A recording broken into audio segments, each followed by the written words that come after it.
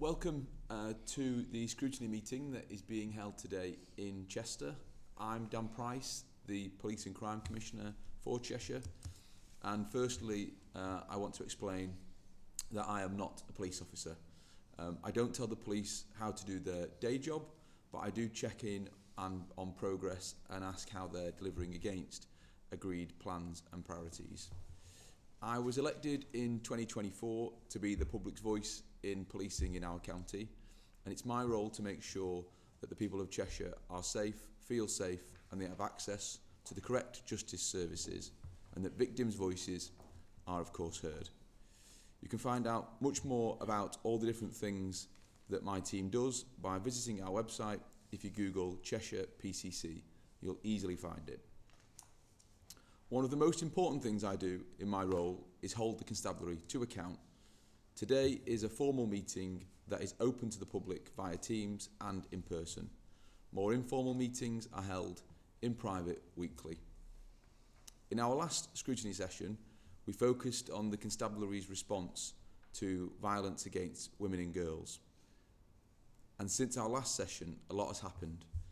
In some cases for very different and deeply troubling reasons. We've had the abhorrent attack at Heaton Park Synagogue in Manchester, and the stabbing incident in Huntington has certainly shaken communities. That's why I'm moved to more frequent scrutiny sessions.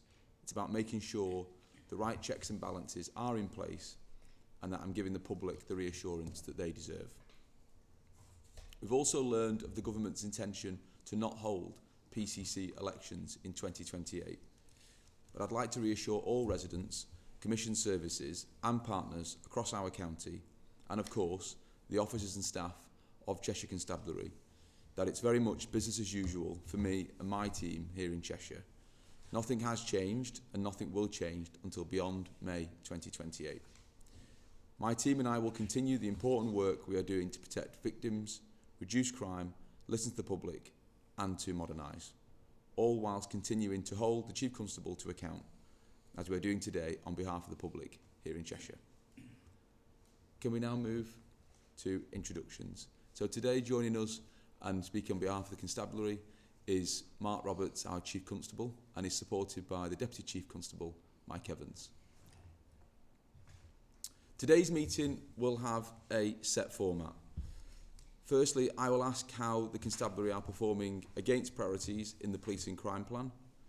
Alongside the core areas of the plan, we'll also be looking at some specific issues that have been raised with me by the public. These sessions are a chance to bring some clarity and share evidence with open conversations based on what's really happening. While this is an opportunity to be transparent, this isn't an open forum. So I won't be taking any questions today from members of the public online. However, anyone is always welcome to ask a question anytime via emailing via my office or on the website. You will of course receive a response. The only person today, however, asking questions will be me, and the only person answering questions will be our Chief Constable.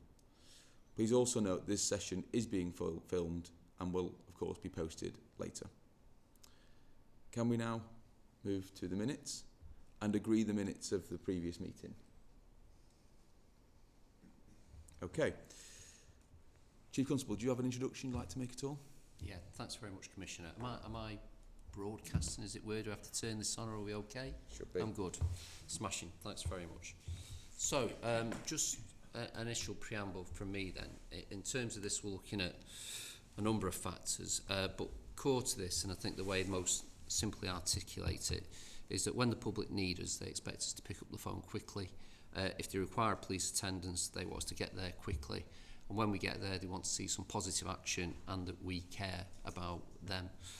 And hopefully the information contained in this will be reassuring for you and obviously crucially the public. So we've got a continued focus on responding to the public. We've got strong performance on answering 999 calls, and that continues to improve, as does our time for answering non-emergency calls. Response times for emergency and priority incidents remain very strong, and we are improving our response to grade 3s. So grade 3s we've introduced, so it's not something that's an emergency within 15 minutes, it's not a priority within an hour, but we set a time frame of 24 hours to get to something that's not quite so urgent, but we wanted to make sure that we've got a performance framework around it to make sure that we get to the public proactively. We continue to take a proactive approach and have increased the number of stop searches whilst maintaining a good action taken rate. Overall crime is 4% lower than this time last year, and we continue to have the lowest crime rates in the northwest of England and the 12th lowest in the country, which hopefully should be a reassurance of people.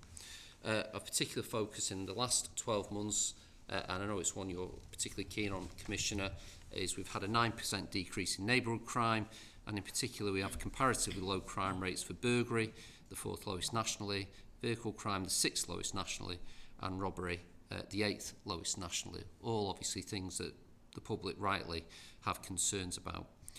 Cheshire remains a particularly safe place with the 2nd lowest homicide rate in the country. We continue to focus to bring offenders to justice with strong OBTJ rates, that's otherwise brought to justice, so that's a broader definition than the old charge rates, but we see strong performance across a number of areas with some of the highest charge rates in the country for offences such as stalking and sexual offences. And we've also seen an increase this year in OBTJ rates for a number of neighbourhood crimes. So hopefully that's the overview, Commissioner, of strong performance that we're maintaining into this year. That's really welcome. And of course, the figures relating to a 9% reduction in neighbourhood crime go without saying that they're broadly welcomed by everybody, especially as we explore the future of neighbourhood policing in our county. If we may, can we now move on to the performance pack? See that is now being brought up. And as is usual, I won't go through each individual slide, but we'll pull out questions relating to individual slides. So can we first of all move to the complaint slide? Thank you.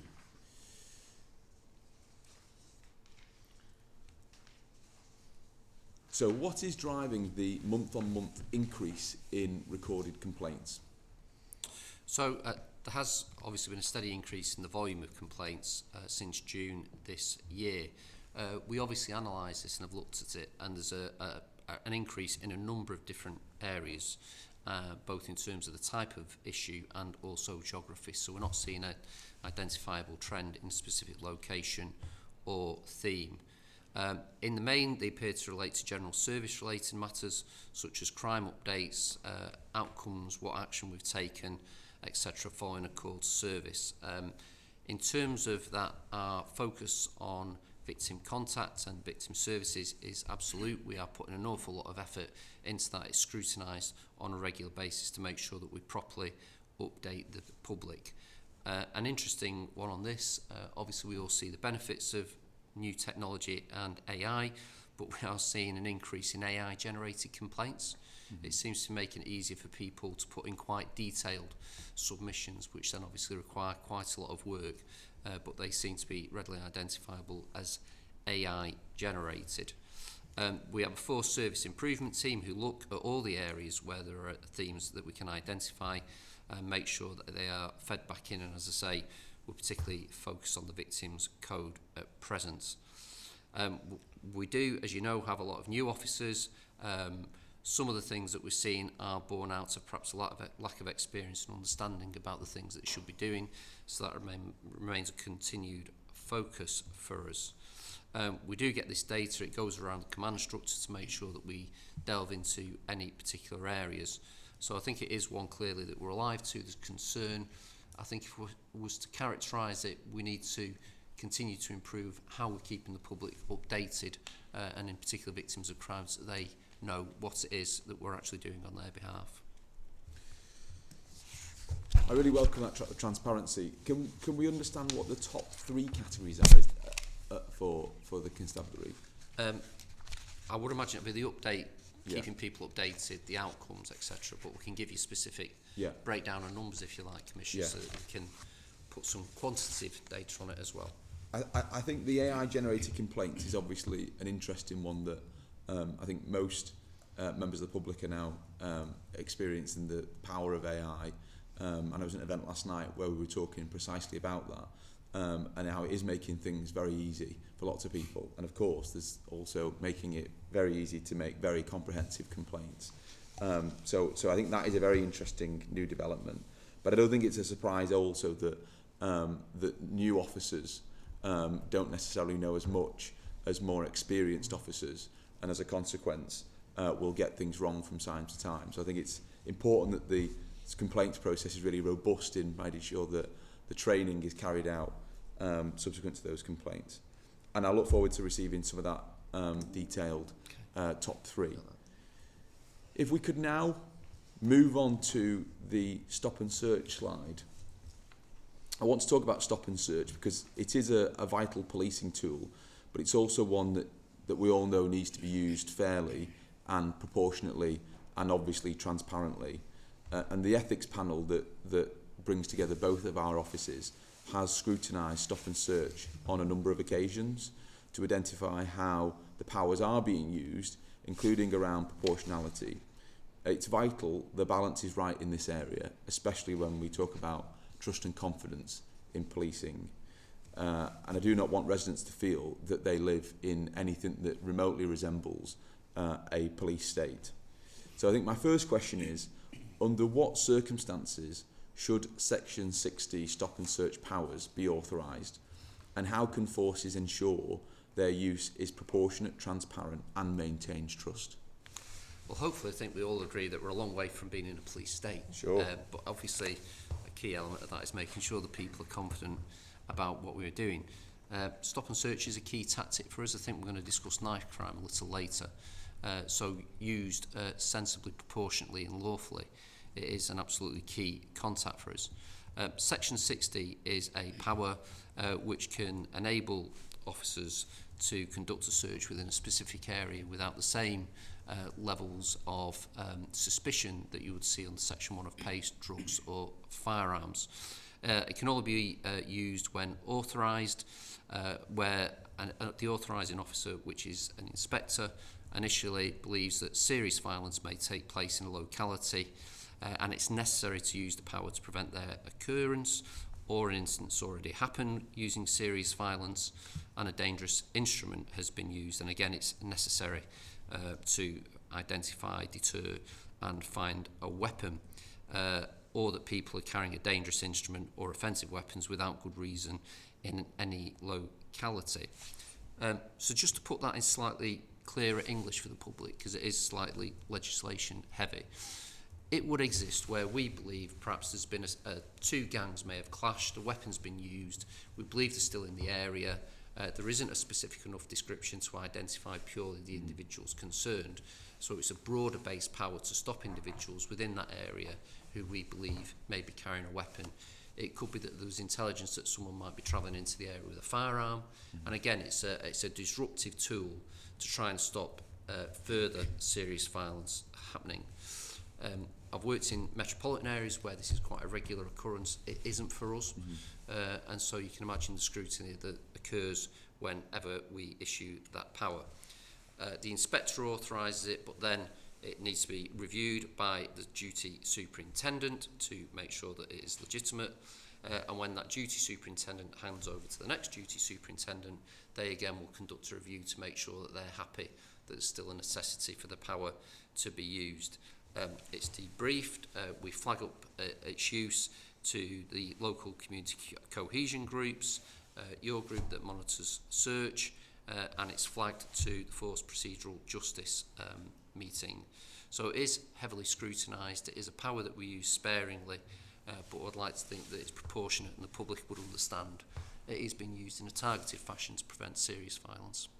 I think, you know, having a Chief Constable explain how the use of this power is deployed is a really important factor, because there's an awful lot of myth and rumour out there about this power. There are both supporters of it and there are also those who are against it.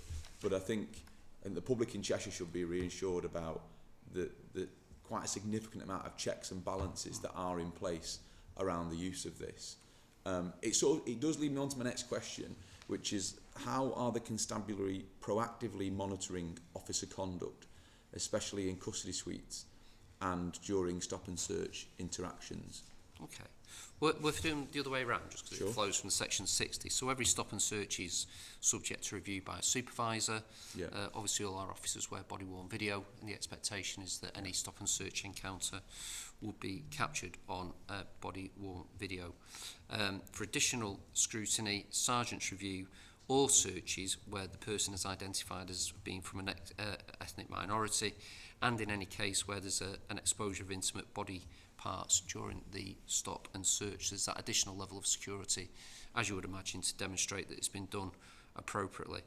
Approximately 1 in 7 of all our stop searches each month are subject to a full scrutiny using a review process including body-worn video. So I think that's a very healthy number. Where we identify any issues, officers are provided feedback and training, and if an officer is found wanting on more than one occasion, they are specifically highlighted for training and debrief. Something I think that is a really good innovation for us and builds on that learning approach is that each month officers are either very effective at stop search, so they're doing a lot but they're doing them correctly and getting good results, or where people are not so good at them, perhaps there's a learning issue, they attend Operation SASH. So you'll be aware of our Hydro Immersion Suite. For members of the public, that's a set of rooms at headquarters where we can play videos. Officers are then interact and deal with it as they would on the streets. So we think that's a really good tool to bring people in, capture good experience, but if there's a learning need, we've identified that many younger officers, they will be coming, given development in a more immersive environment to try and make sure that the learning sinks in and going forward they use it appropriately. In terms of custody then, as you know, all our custody suites are fully covered by CCTV, and there's an awful lot of microphones in them as well. So use of force in custody is monitored and reported on daily performance meetings via custodial operations management. CCTV is reviewed by an inspector on a monthly basis as a random check. So there's an awful lot of coverage, and any issues are escalated to the various volunteer monitoring groups as well to identify any particular issues or learning that are coming out of them.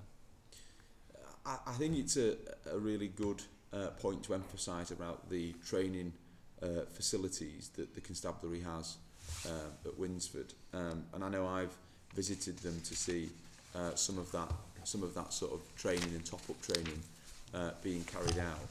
I mean, the sort of role playing that happens is pretty serious, and you can see officers who are both being subjected to arrest in that role play as well as being the enforcers, and I think it maybe isn't known by the public at large just how much sort of work is put in and resources are invested in that space, but it does ultimately mean that you know, the standards can be raised through a repeated amount of ongoing training. I want to ask a question a bit more about the custody suites. My deputy leads an independent scrutiny panel that does examine the video footage of all the use of force interactions in custody, and I know there's a lot of scrutiny done by the constabulary in this area, but how are community scrutiny panels influencing the operational practice in this area? So all the learning, including that in the meeting chaired by the Deputy PCC, is captured. As you're aware, the process on that is that CCTV of 5 randomly chosen cases or use of force is looked at. All that feedback is captured, fed into the custody senior leadership team, and if there are issues, it will be given to the individual officer, or if there are thematic issues, then it will be fed back more broadly. I think it is a really important function because, you know, I've been in the police nearly 33 years. We look at things through the lens of police officers. I think the involvement of members of the community is really important because they will have a different perspective and they may be attuned to see things that we might not think is an issue, but they recognise us doing it. So it is a really important function for us. and anything that's identified is obviously captured and fed back in the form of learning, new policy or advice to officers. I think one of the other things that does come up a lot through conversations with the public, and even last night at an event, is around custody suites no longer being in individual police stations as they once were, and when you explain the amount of extra technology and capabilities and checks and balances that are in custody suites now compared to a sort of a previous version that people have sort of got in their minds. And I know I've visited our stations, you often find that the old cells are now being used as some sort of storage facility, but you can't compare the two standards, what we have today in modern custody suites and what used to happen previously. And I do think the bit that the public, because the public do talk about, does that not waste a lot of time of officers going back and forth from custody suites? I think the one thing that you can absolutely be certain of is that the amount of checks and balances that goes in custody now, it means that justice for victims, but also justice for those who've been incorrectly arrested, etc. That is all part and parcel of that new modern custody suite, which I think couldn't be in any way replicated with 5 cells in each police station and stuff like that. No, I think you're right, Commissioner, and we the standards that apply to custody suites are rightly very onerous, because a lot of vulnerable people go in them. They are scrutinised by HMIC. We've just completed a major refurbishment of our 3 custody blocks now, to make sure that they're, first of all, safe, fit for purpose, and an appropriate environment for detainees, but also our staff, who spend an awful lot of time in there. If you think to run a cell block, even a small one, requires a custody sergeant. To maintain that 24 hours a day, that's 5 custody sergeants. Then you need at least 2 clerks. So if you start replicating that up, that's 5 sergeants, 10 detention officers at a minimum, that's without any leave. If you start replicating that all around the force, then we have nurses in all our custody suites. You can see how it starts rapidly building up to a significant investment. I think it's that sweet spot, having really good facilities that we can afford, but spaced out enough. We have periodically considered additional custody space on the east of the county because of the geography, but in order to bring up any of the existing facilities to acceptable standards, it's just financially precluded, really, and also the staffing implications. So we do review it at the moment. I think we're happy that we've got good provision with the 3 larger sites, which are good, fit for purpose, modernised with sufficient staffing to do what we need to do and keep people safe. Yeah, and as you say, have been positioned, taking into account people movements to get that balance right. Okay, thank you for that. Can we now move on to the slide relating to use of force? Excellent. I'll touch on the use of force forms today, but this is a good time to mention the next thematic in January, which of course will be focused on custody and how the force is using it in that environment. My question is with regards to the completion of use of force forms. It seems largely static. Is there confidence that these are accurately capturing when force is being used? Yeah, and I think broadly we would expect them to largely static because we've stabilised at a higher number of arrests, etc. I think the public might be surprised at the level of paperwork that needs to be filled in whenever an officer uses any force whatsoever. I was out last New Year's Eve and was involved in arrest of someone, and it's not that often that I arrest people, so actually being sat down and told everything I needed to fill in was a good experience for me, actually, because you make an assumption about what it was like when I was arresting people on a regular basis, and the paperwork was a lot less than it is now. So there's an awful lot of forms that need filling in, even when people are compliant and are handcuffed because they've been travelling in a vehicle. We need to fill in a form. So the public might not recognise that there's any sort of conflict, but we still need to fill in forms if we basically lay hands on someone, and certainly if we handcuff them. As I say, we've got body-worn video, so they're dip sampled to make sure that force has been appropriately recorded. We also dip sample somewhere it's not recorded that force has been used, just to try and make sure that officers are complying with the policies. Custody log all use of force within their premises. The trainers review the use of force. They will look at recordings. We've got independent scrutiny delivered through the various independent meetings, including members of the public. There's a monthly internal use of force scrutiny meeting chaired by the Ops Superintendent. ACC Ross holds a dedicated workshop on a 6-weekly basis looking at HMIC's inspection of this area to make sure that we're doing all the right things. And last time we were inspected by HMIC, a grading of good was given in use of police powers. Coincidentally, I was over at the Tactical Training Centre yesterday. We were hosting some visitors from Mexico who were visiting GMP, but stopped in to see our training centre because it is one of the best in the country. And we were showing them through the new officers going through their initial self-defence training. The level of depth, personal tuition, and variety that officers now go through is far and away beyond what I remember. When I was being trained in self-defence, it consisted of officers in a row practising various baton strikes, handcuffing techniques, and was almost quite formulaic.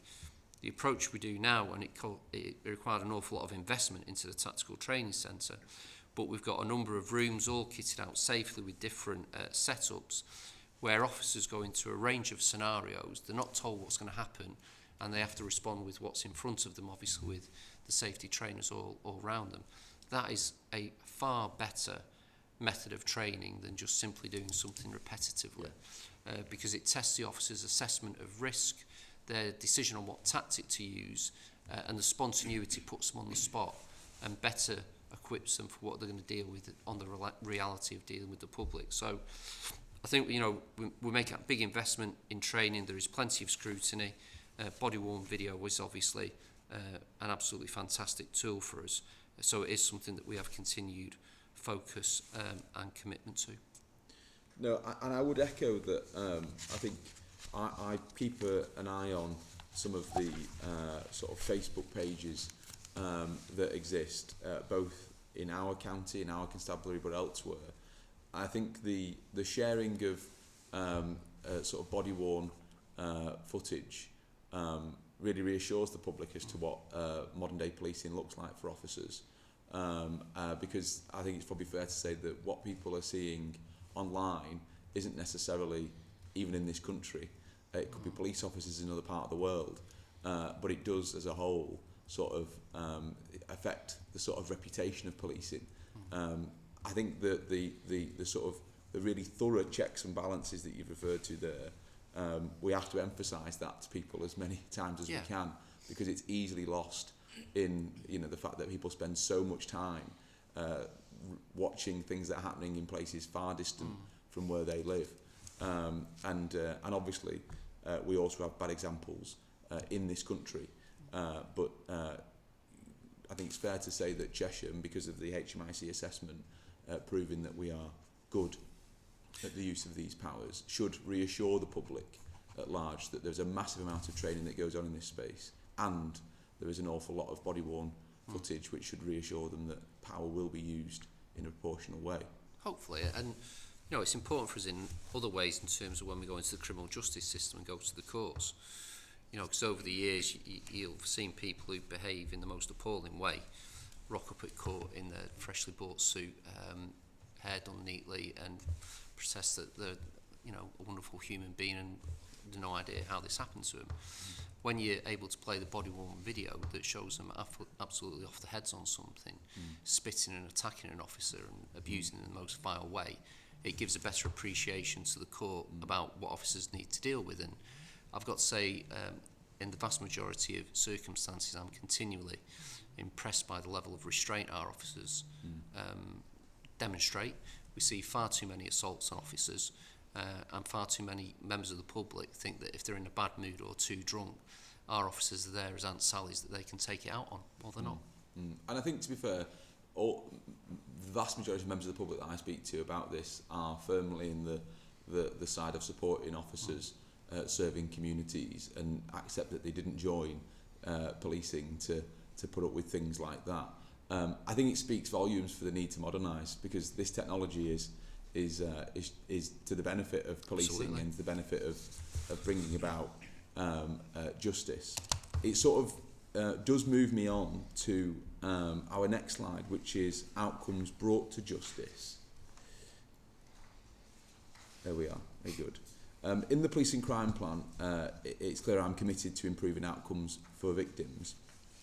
My first question relates to what's driving Cheshire's strong performance in charge rates, and how can we sustain or improve it? So, if I refer to HMIC as the inspector who commented on this very issue about our offences brought to justice, they highlighted we've got robust and effective governance structures, op support, which is an operation we're using to support our more inexperienced officers in the area investigation teams, where we bring in experienced detective sergeants and detectives to give them advice, work with them in crime clinics. We'll utilise our experts from public protection, economic crime unit and other places to come and build up their skills. We are increasingly pushing on evidence-led prosecutions. We've already touched a couple of times, Commissioner, on the benefits of body-worn video. Sometimes we'll deal with victims who will make a report to us, but then often through understandable reasons don't wish to pursue a prosecution, whether it's through fear, intimidation. We will often with CPS take the decision that we will mount the prosecution without a victim, because we think it's the right thing to do to protect them. They also, HMIC, commented on the virtual reality headsets, which I know you've seen at the training school, and I think you'd agree it's a really immersive way of learning and puts the officers in the positions of really vulnerable people. And HMIC also commented on our digital forensics capability. When I arrived in the force, we inherited a situation where the investigation of computers and phones was a backlog of months, sometimes years. We had a significant investment in that with officers and police staff, and it now means we don't have backlogs. So we're not holding up prosecutions, investigations and victims for justice while computers sat in a storage room somewhere. Where we're on it, we deal with them, we can be more proactive. We've been seeking to improve the charge rates for the last 3 years. We're continuing to drive it. We look at what other forces are doing. We know the other forces who perform well in particular areas. We go and find out, and if there's something that we can do, we will pick it up and look how we can introduce that. You know, Commissioner, I know it's a particular focus of yourself about how we can use new technology. We're looking at how AI and other robotic technology can be used to improve investigation capacities, to reassure the members of the public. We are not going to trade detectives in for robots. What we are doing is where we can take the number crunching, the volume aspects, the scanning of things, to make sure that the valuable use of our officers and detectives are actually focused on things that matter and not administrative tasks. You spoke about the charge rate there and work that's being done to drive it up. I must admit, I was really pleased a few months back now, when we had confirmation that Cheshire, alongside North Wales and Merseyside, had the pilot for charging for domestic abuse.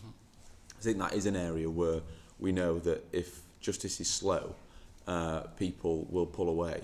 And I was with the director of the CPS last week, who informed me that we've now got a charge rate of average of 41 days, which I just thought was remarkable, that in 41 days, we've got some sort of outcome on average. And I think I was also hearing about a guilty plea, which is over 80%. So I'm hopeful that, you know, we've been trusted with that power because of the leadership that's been shown in this space. And I suspect other forces are also going to get to benefit from it at some point. But I think it has been viewed by some as something that isn't welcome, because I think some people are nervous about the police having that charging power.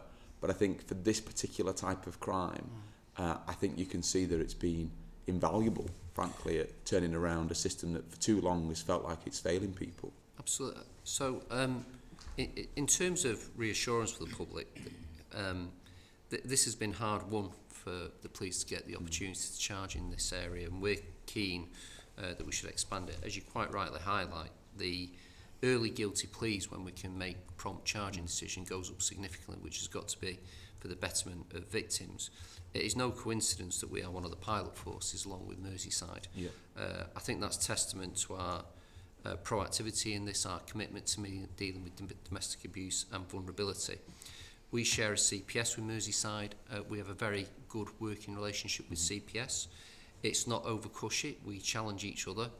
And that again is reassurance that the police won't be charging people on a whim, because we get the push back from CPS. If they feel that our charging barometer is not quite set in the same place, they will tell us, because that's unnecessary work for them, and actually it's unnecessary work for us, because then we have to rework it. So there's an awful lot of scrutiny on that, and I think the feedback we're getting is that our charging decisions are pitched in the right place, has been, underlined by some of the stats that you quote there, Commissioner. So yeah, it is something we want to push on. Sexual offences are always complicated, via the DEP, a push all the time to try and make sure that we can be proactive wherever we can. We need to recognise that sometimes people are very vulnerable. Sometimes people are victims because of vulnerability, and predators prey on that. Yeah. That can also mean they have complex needs as witnesses, so it's something that we're particularly alive on. One of the areas where we've made real ground in the last year was around robbery. So I was really disappointed where we were maybe 18 months ago, 2 years, in terms of our robbery outcomes. In fairness, we have thematic leads for these sort of issues. Chief Inspector Rob McLaughlin, who's at Warrington, was given the task of improving it, and you've seen real significant improvements in our robbery outcomes, which is kind of underlines that good people with the right experience exerting grip on performance leads to better results. Sure. So I think we're now one of the top performing, are we fourth or fifth, do we say, in terms of robbery? So that's been a real testament to Rob and the leadership he's shown in that. But across the force, we do treat it seriously, and you can see the difference it's made. I mean, it leads me on to my next question, which really is precisely about where there are charge rates, where it remains stubbornly low. So what are those crime types that do remain with such a low charge rate, and what is the plan to address this? So, as I say, I probably jumped too early with my Rob example there, but robbery was one where we put that focus on, and it shows what it can be done. Some of these crime types are difficult, in terms of sexual offences. If I just look over the last week and wonder the number of reports we get for sexual offences are frightening. Some are interfamilial, some are very historic. One we've had recently is abroad. There are people who are known to each other, there are people who are vulnerable, there are offenders who are vulnerable. So there's a whole range of complexity that often makes this crime type very difficult to detect. You'll know, because I know you've been into our harm reduction unit, Commissioner, which I think is phenomenal. I still can't believe there's only 4 in the country, but that's their problem, not ours, happily. You can see the complexity where sometimes people don't even realise they're being victimised.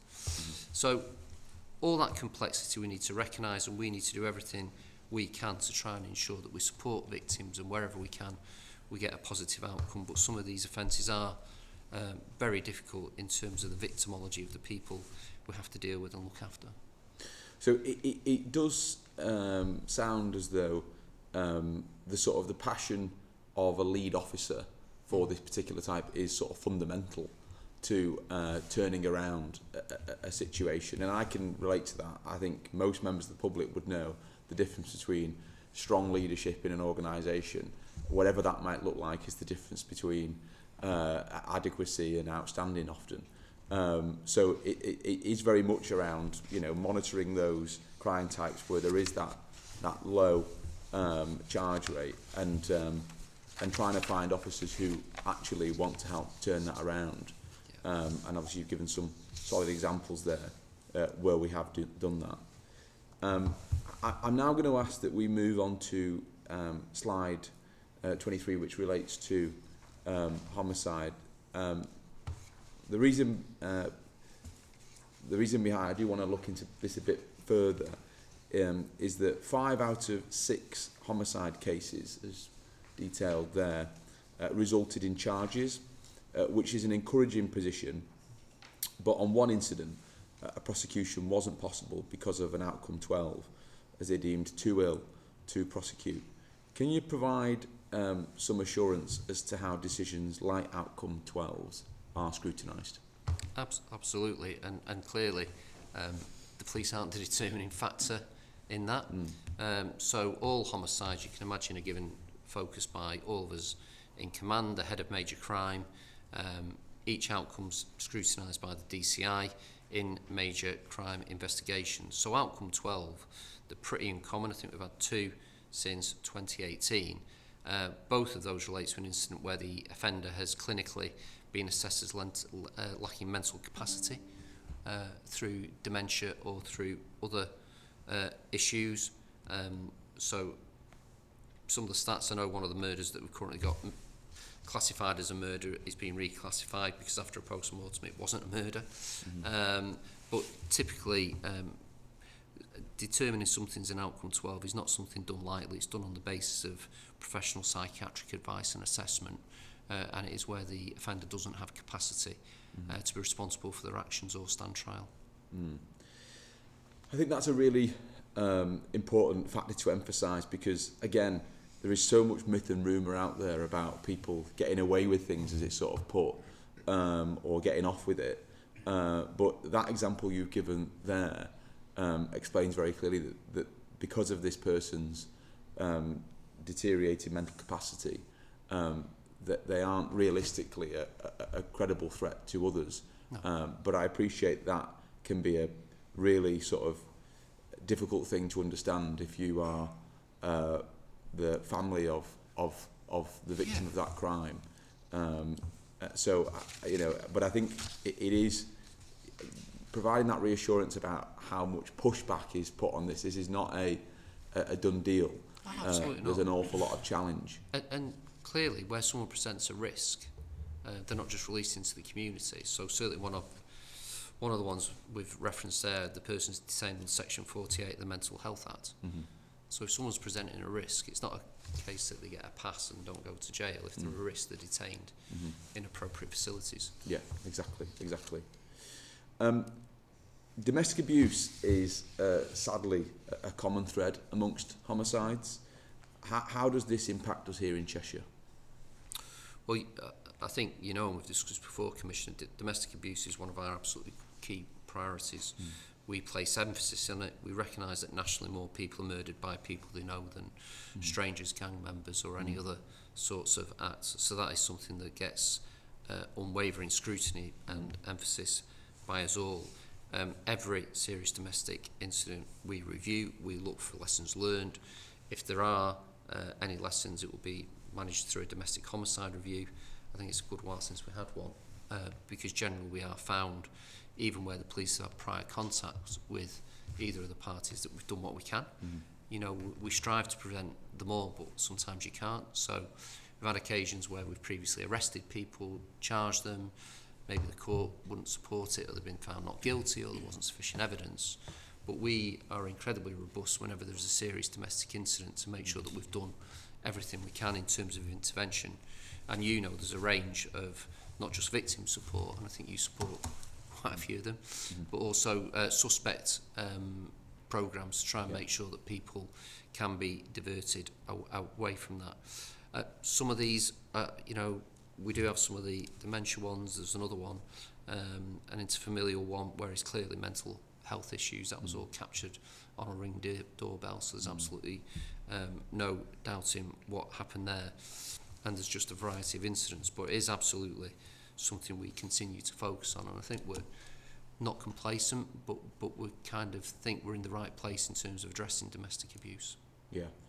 I mean, I always emphasise every event I go to, because it often comes up. And again, one last night, they wanted to talk about domestic abuse, and I always emphasise how the crime rates in this county, how serious it's taken by the constabulary, how officers In fact, ACC Pete Crowcroft, who I know retires today, sort of really honestly and transparently shared his experience as an officer, new 30 years ago, or let's say 20 odd years ago, and then his experience more recently, and how it's taken so seriously, how officers want to speak to the children in the home in a way in which didn't happen before. The grooming of the officer that was sort of referred to as you walk through the door and you're almost being persuaded that it'll make that is not taken on board at all, and officers absolutely use the full force of the law to make sure that home is a safe environment.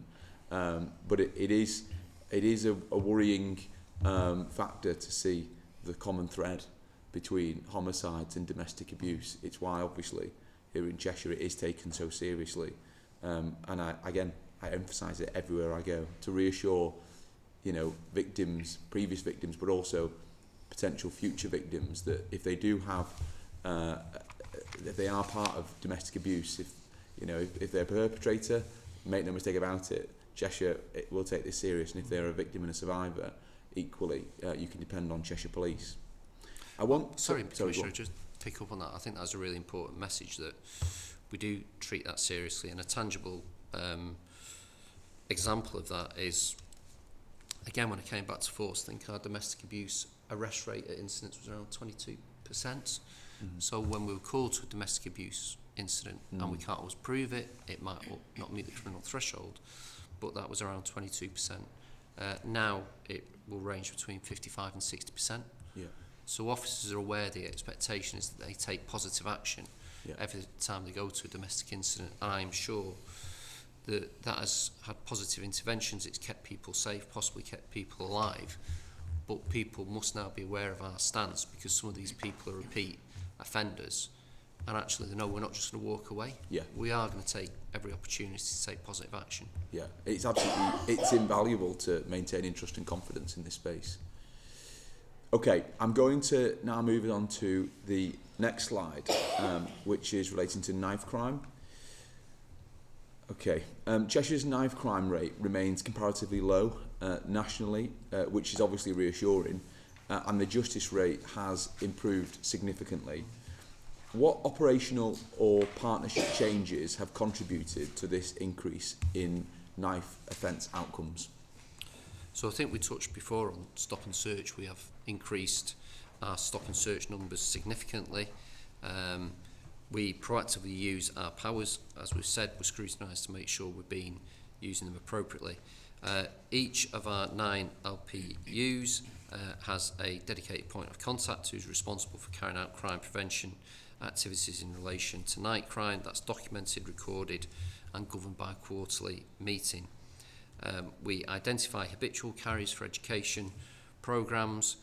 We support the national operation around the importation of weapons, which is run or coordinated by the National Crime Agency, to make sure those people irresponsibly selling knives are brought to justice, and we will run test purchase operations and the like.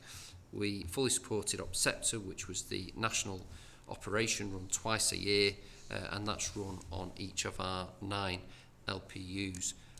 The reassurance is that we're not just doing a blanket approach. We have very positive outcomes on this, and as I've said, we do scrutinise them, and we will use alternative orders such as closures where we find that retailers, for example, are being irresponsible.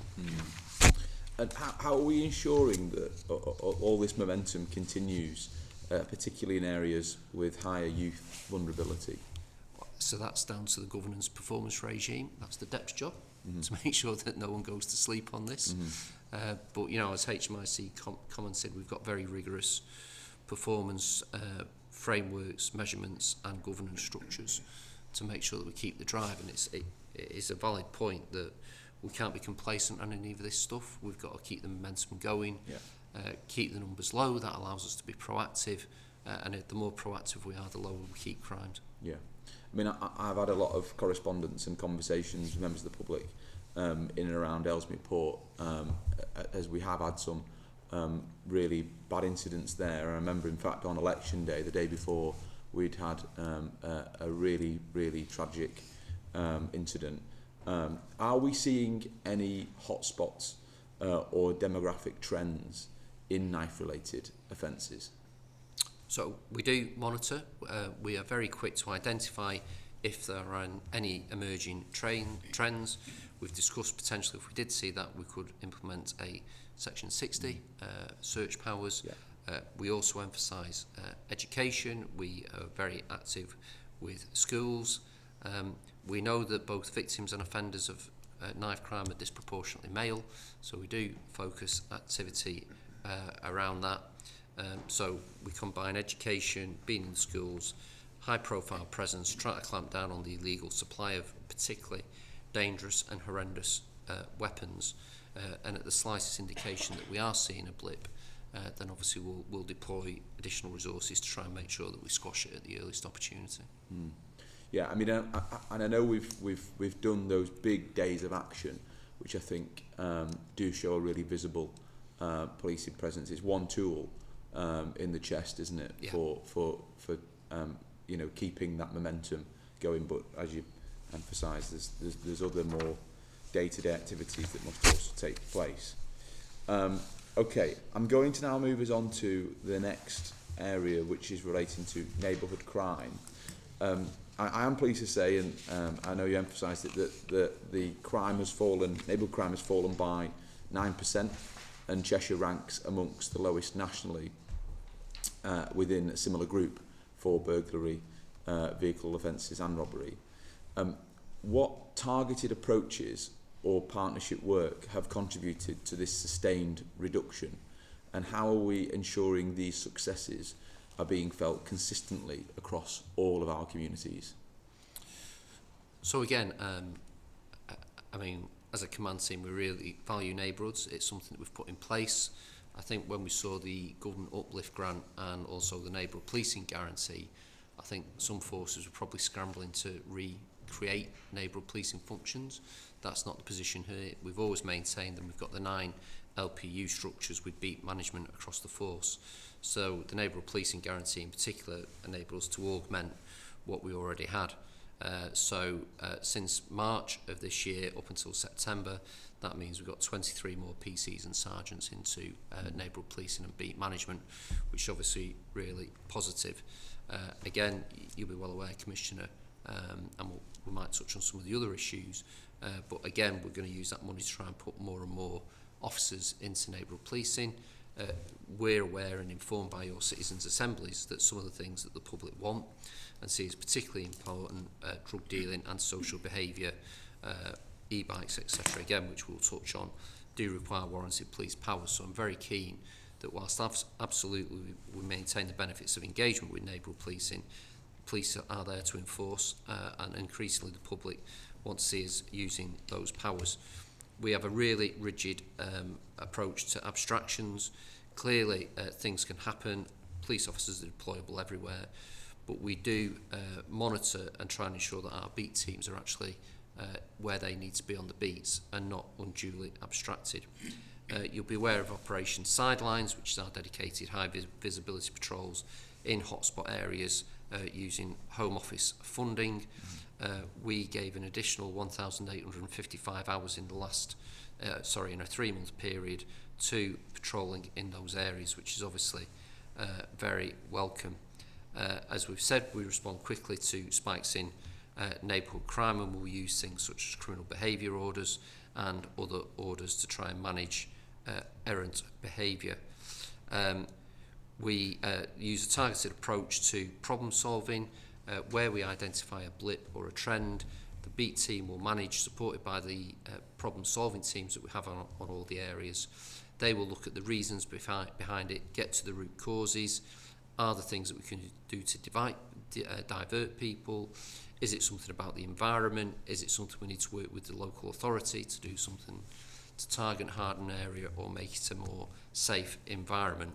Or it might be enforcement, and a good example of that will be Operation Lawmaker, which is our approach to off-road bikes. So it's something that we really drive the neighbourhood and beat teams on. We expect them to know their areas. We expect them to identify the problems. We then expect them to apply solutions. With the additional officers going into B, they're going to be better able to do that. But if it's beyond the capability of either a local policing unit or area, that's when we will go to force tasking and direct force level resource, whether it's ops resources, firearms, dogs, or roads and crime policing or other assets to go and support the local area. I think what I'm absolutely hearing there isn't a sort of a one-size-fits-all. There is a multitude of resources that are used based on the risks that are apparent in that community, but of course sustained action is what is absolutely needed, and obviously visible policing hugely reassures the public. Even when there might be something that has happened nearby recently, it doesn't mean to say that it's still happening, but that visible policing presence is vital to reassure the public that you're aware of those issues and are making sure that you deter anything else from happening. Some communities are disproportionately affected. How do you make sure that a fall county-wide in something like car theft doesn't mask a sudden spike that could happen in one community? Well, again, Force Intelligence Bureau monitor that, the crime trends. We understand it. We'd expect the beat teams to understand if they're having a spike. And we've had examples over recent months where, for example, we've had spikes in the east of the county with various organised crime groups from Greater Manchester coming across and committing strings of car thefts. Yeah. Some of those we'll address with the neighbourhood beat teams. Others will deploy more covert assets to try and deal with them, because if it's a sophisticated team using high-powered vehicles, then with the best will in the world, our beat officers are not going to deal with that. So that might require roads and crime unit, it might require some of our specialist crime units. So it really is about understanding the crime type and then deploying the appropriate resource to manage the emerging threat. I think the public don't necessarily understand the model of the local policing unit versus the whole of the county-wide, and nor should they need to understand it. But it's just to reassure them that it effectively runs as its own small police force, for simplified use of terms, and it does mean that if there is a sudden spike that is being felt in that local policing unit, there is a sharing of information across the rest of the county, but there's also extra resources potentially deployed if, as you've said, in one good example there, it's going to require more capability, faster vehicles to chase in the event that that's what's needed in one example. Can I ask about what your reflections are from the Safer Streets Summer activity? Because I know this is something that we were very sort of ambitious about, and I think it's probably fair to say we were doing activity that others haven't done, and so whilst we welcomed the Summer Streets initiative, Cheshire already has a pretty good reputation in this space. So I'm keen to know about what your thoughts are on Safer Streets Summer, but also what plans we've got for the winter, because I know that government is keen to also have a similar success story in our winter months. Yeah. So yeah, very welcome Home Office driven initiative. As you say, the majority of stuff we're actually doing already. You'll be aware of the Home Office recent report, which captured on a national basis the debriefing effects of the initiative. You'll be pleased to know that Cheshire was the most highlighted force in the country, with 6 examples of positive performance by us. So our enforcement activity, our tackling of e-bikes, lawmaker have mentioned our use of selector DNA as an option. Obviously we use it for property marking, target hardened premises, but you'll appreciate sometimes people on e-bikes or scooters are difficult to manage. So what we'll do is use the property marking spray on them and follow it up, take action, seize the bikes, etc. Later on. There was the nighttime academy operation that we did in Nantwich, which was highlighted, and also obviously some of the funds that you allocate, Commissioner, via your swap fund, were highlighted as good examples of diversion and support activities. So I think it was good that the Home Office recognised that we were at the forefront of this. As as I say, we tackled the issues in 15 town centres, 36 arrests for retail crime, 2 for street crime, robbery and a theft from person, which are over and above that which we'd normally see in the defined areas.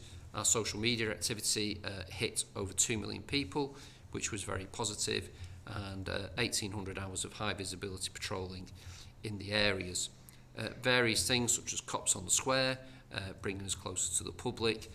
Lawmaker, I've mentioned about the crackdown on bikes. Our successful campaign around consent and anti-spiking. And you mentioned the public like to see visible resource in town centres.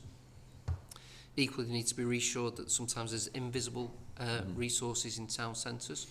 So one of the things that we've trained officers in behavioural detection is we'll deploy officers in plain clothes in town centres to try and identify people behaving in a suspicious manner, and then they can be monitored by CCTV, or uniform officers can be called in. And I think we've seen numerous examples where they've been able to interdict before a serious offence takes place and keep the public safe. It's a particularly really interesting sort of development, and I'm definitely keen to know more about that potentially. You know, speak to those who've been on beats in plain clothes, and hear about some of their sort of interventions they've had to make. I think another area which I think you won't be surprised that has sort of got the public very angry and frustrated is with regards to e-bikes. And I know I and you have had lots of conversations about this, but e-bikes are plaguing communities, and from the assemblies that we've done, the public are also sort of very reflective of the fact that because of the nature of e-bikes, the speeds that some of them are now illegally operating at, enforcement is a real challenge. So what is the constabulary doing to innovate in this space? So we've seized 380 in 10 months. I think that stacks up well with what most forces are doing. As you quite rightly point out, Commissioner, these are difficult often to deal with. It's often young people on not wearing helmets. A lot of the time you'll see them balaclavaed up. These present a challenge for us because we can't knock them off because it's clearly extremely dangerous to do so.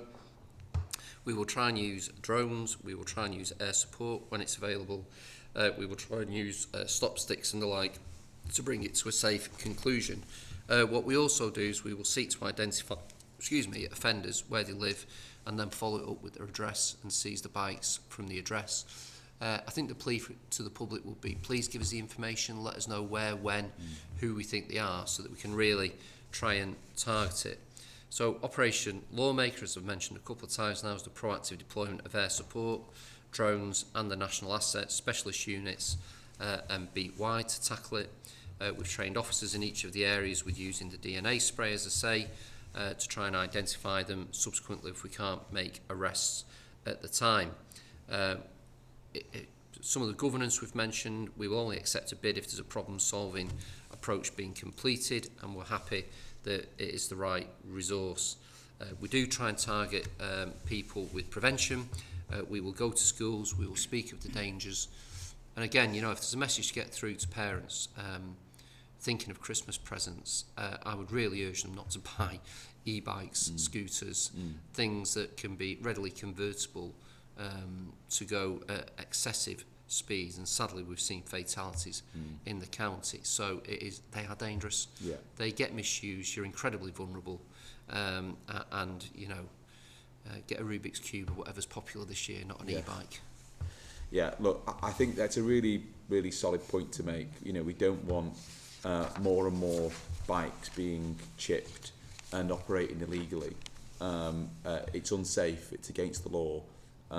And we have had, sadly, too many incidents across the country as well as in Cheshire where there's been really horrible consequences of the use of e-bikes without the use of a helmet. I also know the constabulary has done assessment work on increased capability in this space, and it's definitely something I'm keen for us to explore, and I appreciate that that would come with a budget cost associated with it, but I think the public have been really clear that e-bikes are something that they do want to be removed as much as possible from our streets. I have seen the campaign behind Op Scrambler. So you've mentioned the 380 seizures. Is that attributed to that operation, or is it a multitude? Yeah, it's a multitude of things. I think, you know, targeted operations like that will give us a boost in areas where we particularly feel the need.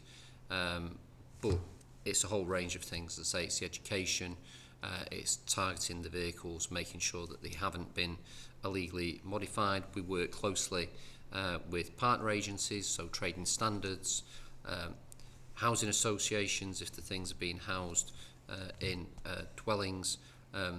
You know, in Warrington LPU, over the last 12 months we've seen a reduction of some 15% in incidents.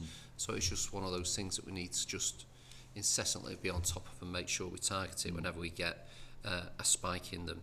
And people need to understand that if they're in rented accommodation behaving in an antisocial manner, these bikes are being used, then it might be something that we look to work with housing providers to take action to try and manage people's behaviour.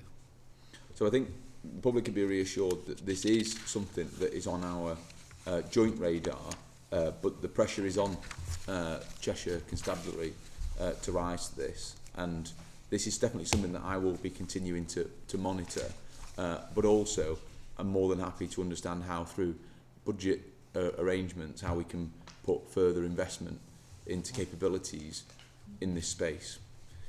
Okay, can we now move on to the next slide, which relates to hate crime?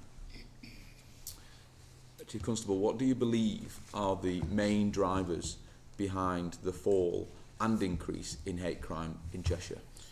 So I think hate crime is very much driven by national and international events. So you can see the spikes correlating with such events. There was a spike last summer associated with the widespread public unrest. Again, international events and tension tried to drive it. The increases are almost entirely in race hate offences. I think it's to the credit of Cheshire and our public that we have very cohesive communities, and we were very grateful not to see the disorder here that we see in other places. And I think that's testimony, as I say, to the communities of Cheshire, which are solid, behave, and are generally a lot more tolerant than we see in other places.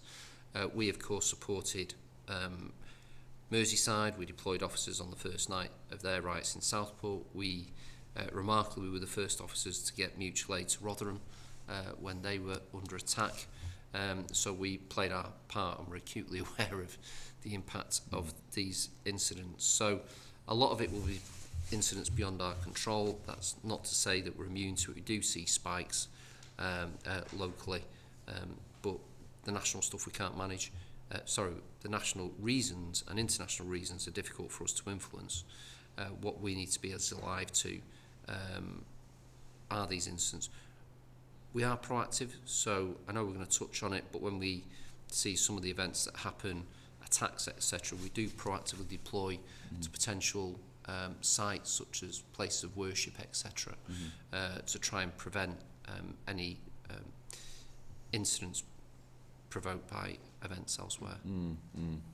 Yeah, I mean, this is, I think, you know, my personal take on this is that obviously events online massively spill over into events in the community.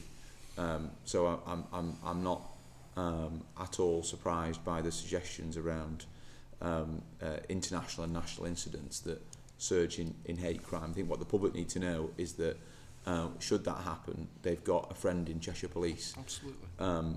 What is being done to encourage people to report hate crime, whether that's in person or whether it's online? Well, I think it's been visible when we take positive action. You'll see the recent prosecution of Joey Barton, where he was convicted of online hate. We will always take action. There is a careful line for policing to work here, and everyone will be well aware of the accusation that police forces are somehow being woke, policing hurty thoughts, to use common vernacular. That's not where we are. We take a sensible approach. Where someone is just being unpleasant, vile even, but doesn't meet the criminal threshold, that is not a place for us to go. Clearly, when someone is targeting someone on a personal basis and it meets the criminal thresholds, absolutely, we will robustly pursue that. So you're damned if you do, you're damned if you don't. We are sensitive. We are not going to deploy resources because someone's got hurt feelings.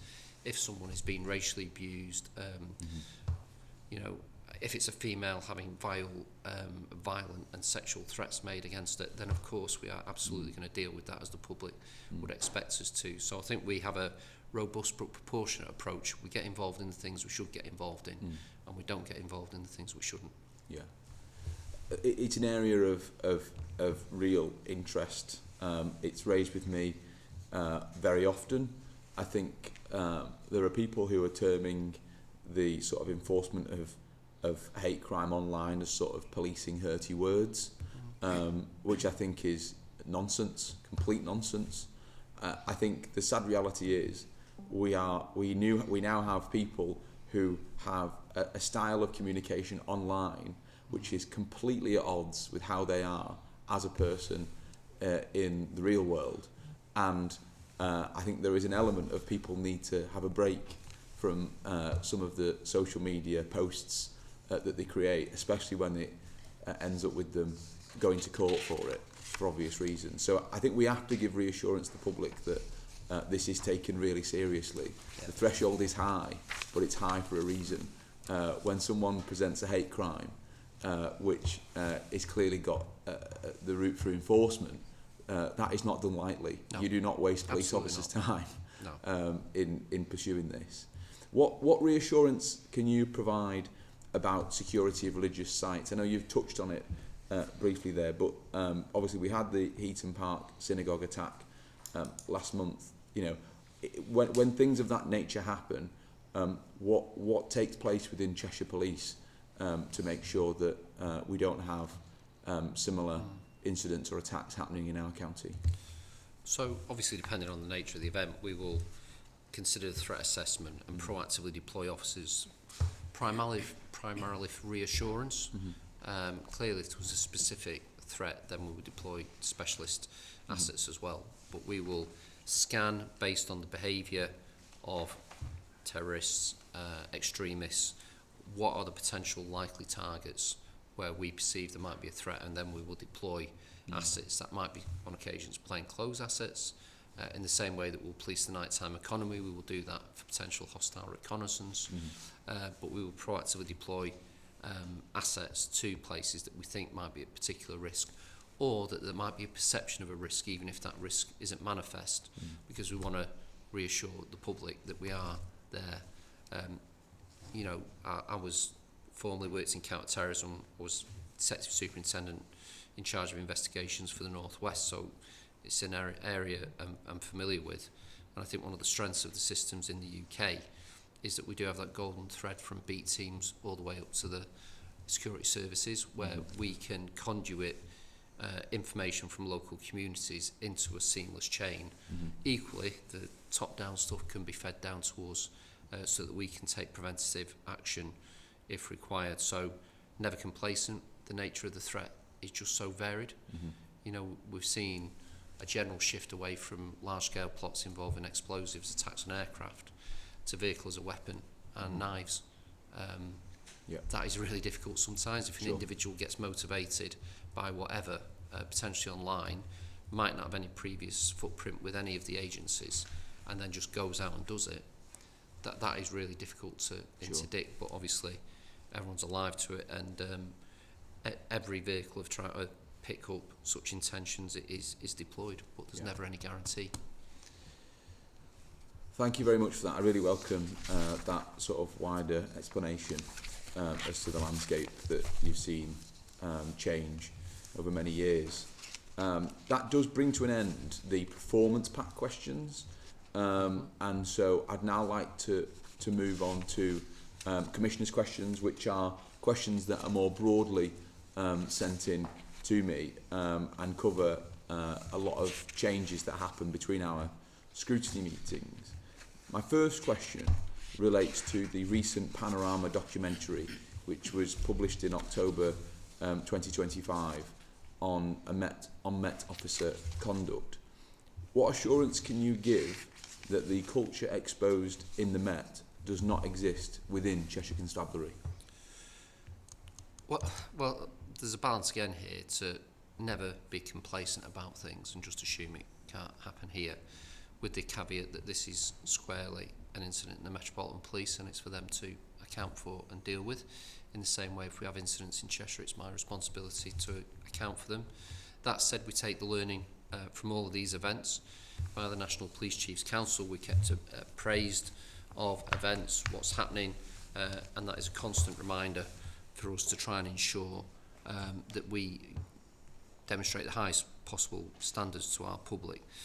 The Deputy is responsible for enforcing discipline and ensuring we've got the right culture in the force, and that's something that we will constantly push throughout the year. We set standards. I think that starts with our new recruits. We impose standards that other forces might think are old-fashioned, but we believe it engenders discipline.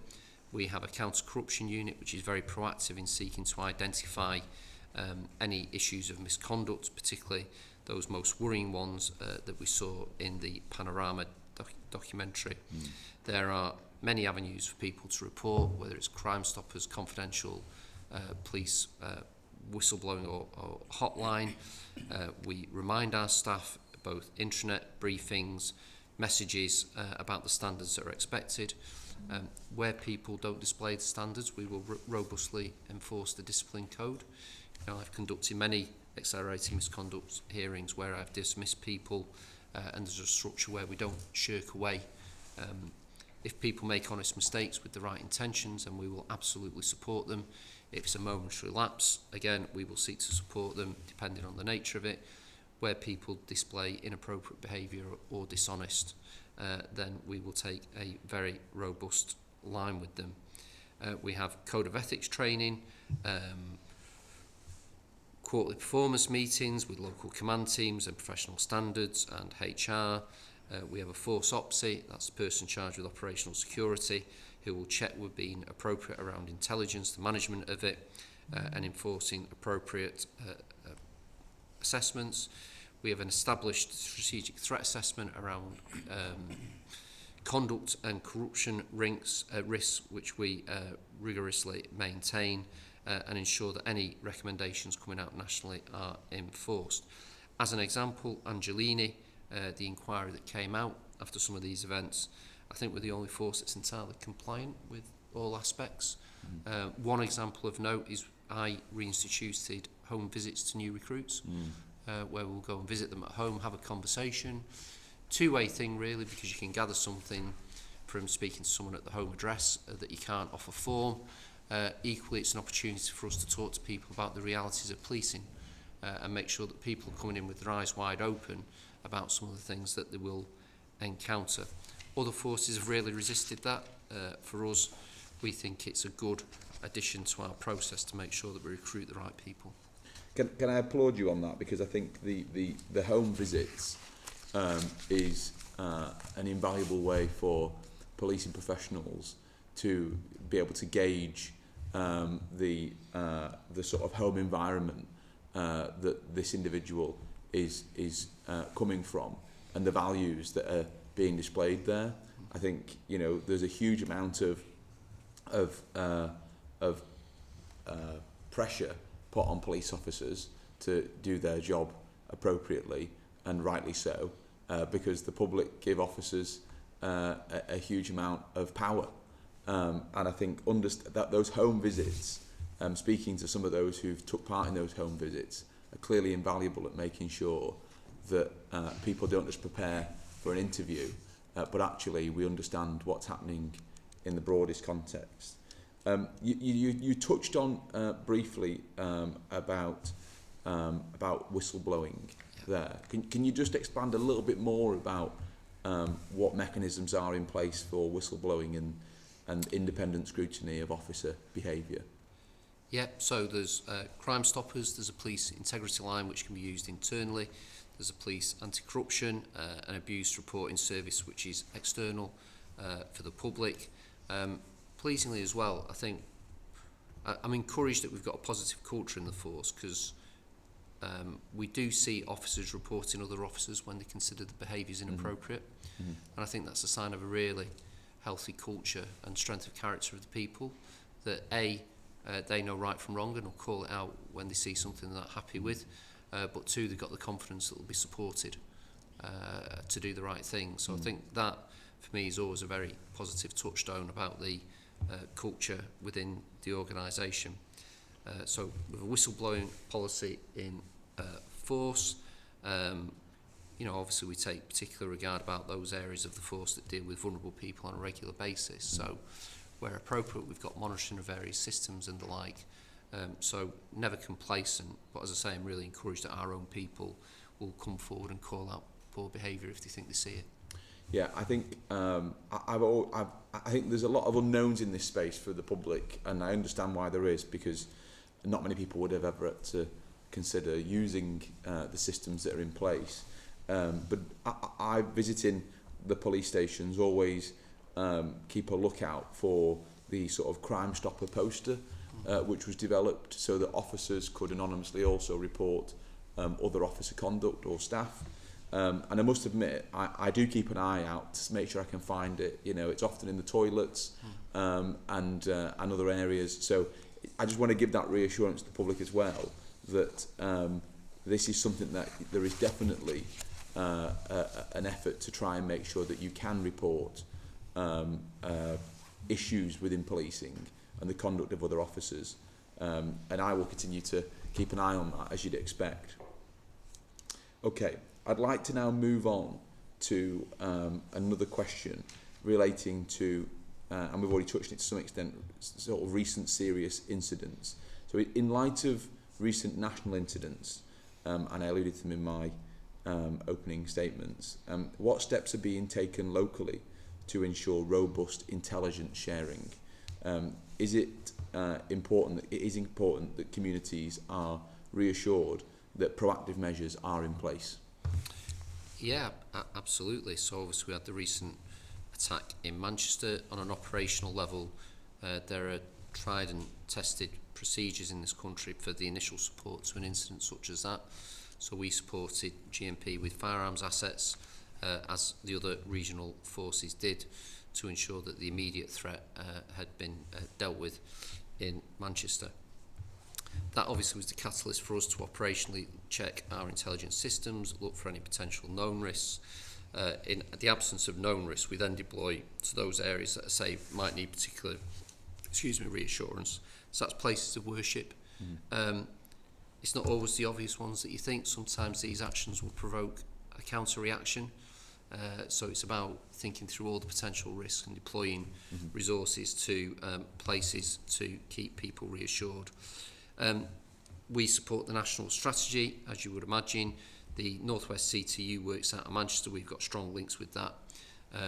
Both our staff in there and obviously links between FIB and staff based here.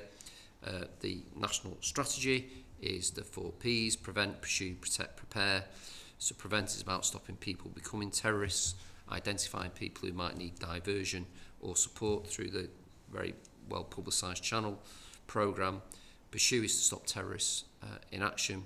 Protect is to strengthen and prepare against a terrorist attack. So that might be vehicle mitigation, our operations we do in the nighttime economy to look for potential threats. And prepare is to mitigate against the acts of terrorism. So if it happens, what do we do? And obviously we don't publicise them, but we in Cheshire have recently, over the course of last year, supported major counter-terrorism national exercises involving a range of assets that are there to prepare and try and make sure that should we have an incident, our people know what we should be doing about them. I think it's welcome extra explanations and reassurance, because I think it's fair to say that people do get nervous around Christmas time. The activity the amount of people who are out and about in the streets doing Christmas shopping, and inevitably people worry if they see a significant police presence, is there something going on? And you know, I've had conversations with one of our sort of biggest shopping centres who are also very mindful that they don't want too many police there because people come up to them saying there's something happening. But people do have heightened awareness around Christmas time and such big numbers of people out and about trying to enjoy the festive period. But they should be reassured that there is a very substantial intelligence sharing that happens. And of course, if there are any risks, that you will be the public service that will obviously mitigate that in a multitude of different ways. Yeah. And you've just touched on what some of those are. Absolutely. I mean, look, the national terrorist threat remains substantial, which means somewhere in the country an attack's likely. So we can never be complacent. So in the absence of specific intelligence, we will obviously try and support those areas where you get the most people. I think you probably fairly articulated the curse of the police there. When there's too many police there, people get worried and say what's happening. If there's no police there, they say we've never seen a police officer. So we try and get the right balance, but people should be reassured if they generally see a police presence in an area for that reassurance support. And of course in those high density footfall areas we also get crime as well. So it may well be there on crime deterrence as well as anything else. Talking about sort of festivities and shopping that takes place around it brings me on to my next question, which relates to shoplifting. This is a concern to shops and businesses across the county, and I know facial recognition technology has been a real game changer for us here in Cheshire in this particular area.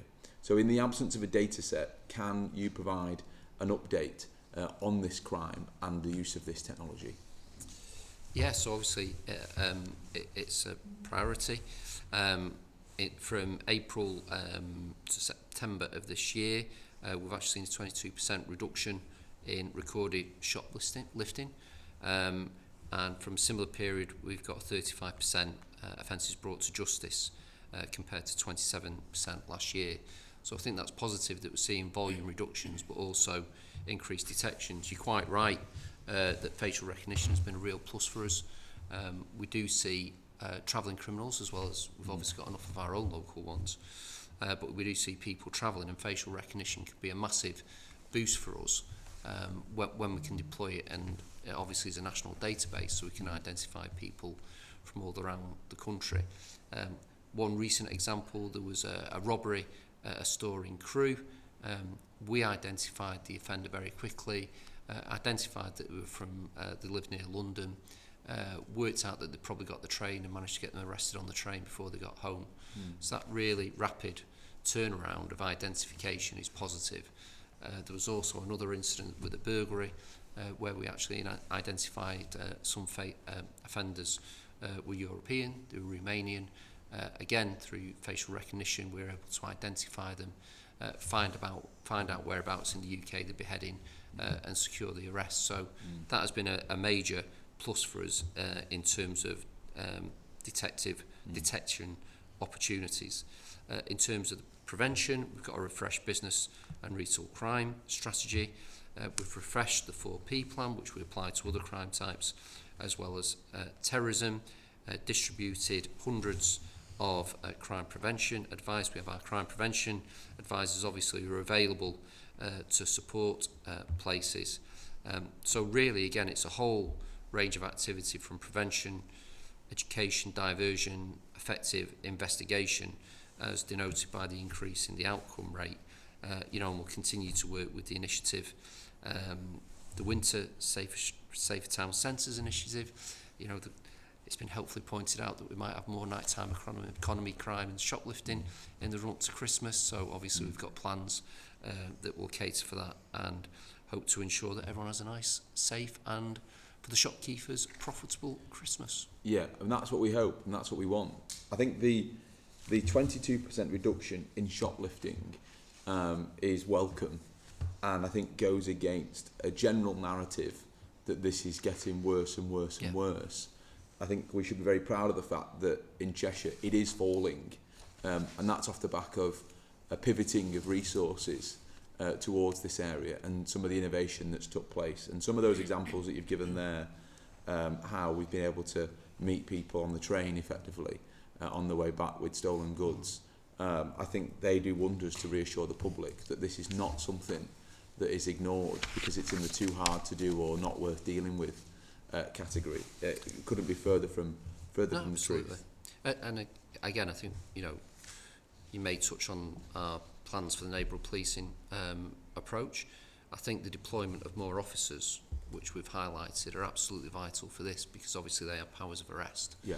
So it gives us an enhanced presence to be able to tackle this sort of crime type. Mm-hmm.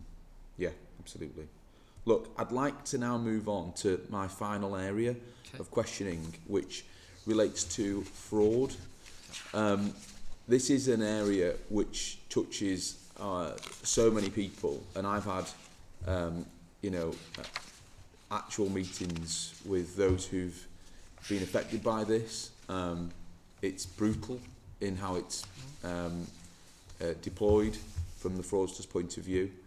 The mechanisms for reporting fraud are often confusing and involve organisations such as Action Fraud.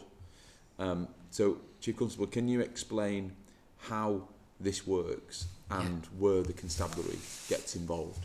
Yeah, I'd agree with you. It can absolutely be a confusing picture for the public.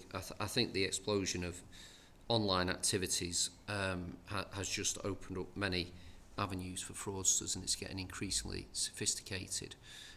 We've seen AI used to impersonate people. Parents are getting phone calls supposedly from children abroad, and actually it's an AI generated voice call, child saying, I'm stuck, I need some cash, can you send it? So the opportunities and the threats are getting greater and greater. So the National Fraud Intelligence Bureau, NFIB, is the central repository for all fraud being recorded in England and Wales on behalf of individuals and businesses. The NFIB receives reports from three main places: Action Fraud, industry bodies such as CFAS, UK Finance, and a variety of intelligence sources including national and international police. Action Fraud is the national reporting centre for fraud and cybercrime victims. So that should be the first port of call for fraud offences directly into the Action Fraud website or call centre. Now there's a link to that on the front page of our website. However, there might be some occasions when the police force should act to immediately respond. So these are categorised as calls for service. And my encouragement would be, if a member of the public thinks there's someone visiting them, there's someone seeking to actively engage in a fraud, if they're being asked to go to the bank, etc., those are the sort of things where we think there's a physical person we can go and deal with. And the encouragement would be, tell us. Because what we don't want something, if there's a person trying to scam perhaps an elderly victim, we don't want that person having to ring somewhere nationally for it somehow to work its way through the pipes, get to us a week after the offender's gone. So if we think there's an offender on scene, people are being told they're going to be visited, then it should be us locally so we can get out and try and support them. We, I think, go above and beyond in Cheshire, and right that we do so. So our fraud investigators will act on behalf of victims of crime where they're vulnerable to actively pursue banks to try and get money refunded. That's not something we have to do, but it's something that we do and should do, and I think it speaks to the fact that fraud is a very damaging crime to many people, and we should show a level of compassion with it. It's not just a number, it's not just a financial crime. We're seeing old people having savings absolutely decimated, and it's a psychological impact as well as the financial one. So we do lots of education, we get out, we'll speak to community groups, we'll try and educate people, we'll try and target harden, and we'll try and do as many things as possible to target harden and protect people, as well as obviously following up and trying to convict people subsequently. We've got a really strong relationship with the City of London. They lead nationally on this area of crime. I think they've extolled the virtues of Cheshire and our approach. I think we're identified as national best practice for some element of it. I can't remember which specific bit, but there is they come to us and say, look, do what Cheshire does in this area, which is obviously really positive. We've got a spot with Action Fraud. We review everything on a weekly basis to try and identify if there's something that we can gainfully do. And then we identify support if a victim has unfortunately suffered a crime, which might be through Cheshire Cares, it might be through the beat management team, or a visit from a member of the economic crime unit, depending on the specific nature of it.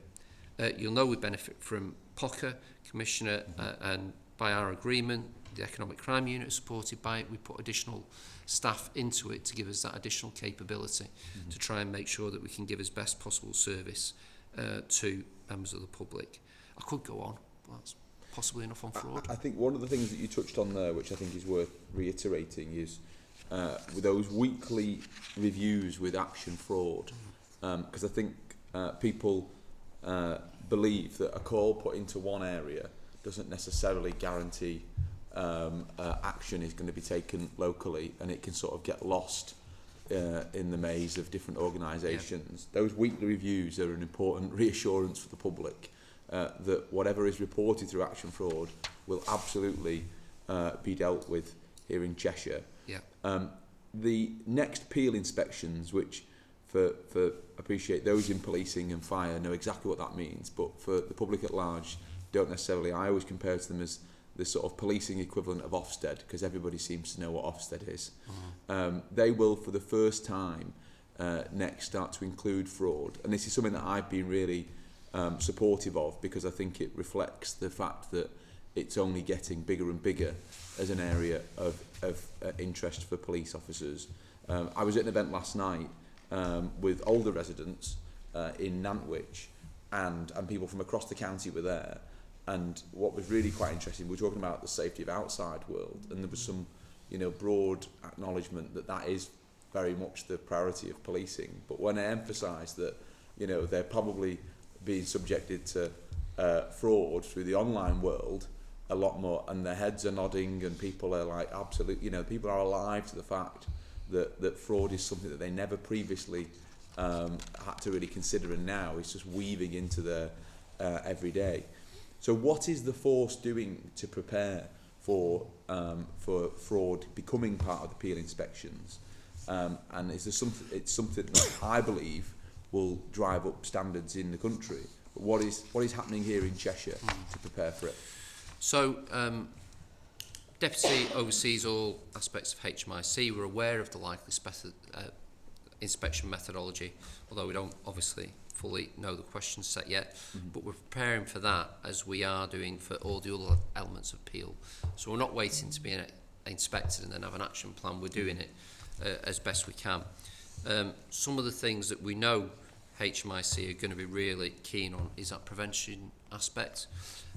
So we work closely with Trading Standards and Age UK to promote fraud awareness to the over 50s. We appear on local radio, media. Our DCs have appeared on national TV, getting those messages across to try and make sure that people are aware of it. We have a very high-profile romance fraud where we managed to secure against a conviction against a very high-profile offender. And our cyber prevent officer gets out and about, trying to give those messages about the potential risks. And we assess he probably speaks to 30,000 people face to face through schools, community centres, various locations. So I think we are fairly confident that HMIC will want to see lots of prevention and education activity. We reassure ourselves with the City of London self-assessment and their supporting assessment to believe that we're in a good place in terms of that investigation piece. So from the various elements that we see that might come in an inspection framework, I think we're in a good place, but we need to keep working because it is something that hasn't as yet been visited upon us. Yeah, I mean, and you've touched on the sort of prevention methods and victim support that is taking place. So I really welcome that sort of transparency. I suppose my final question relates to how this is obviously a growing area of policing activity everywhere, not just in Cheshire. It's Yeah. across the piece. And obviously, as with all public services, we have to reflect that changing need. Is there sufficient capacity to investigate some of these really complex fraud cases, and are we seeing improvements in outcomes? So, the capacity issue is a really difficult one because there is so much national, international fraud, cyber fraud. We need to be prudent with our resources because there are significant involvement, volumes in this. So we need to target our resources to have best effects, and I've detailed how we try to do that with prevention. So prevention is absolutely key in education to make sure that people are protecting themselves. More complex fraud cases are investigated by the Economic Crime Unit or specific detectives. We've worked hard to improve our detective strength in the force. We were significantly under. I think by midway through next year we should be at 100% of the establishment for detectives.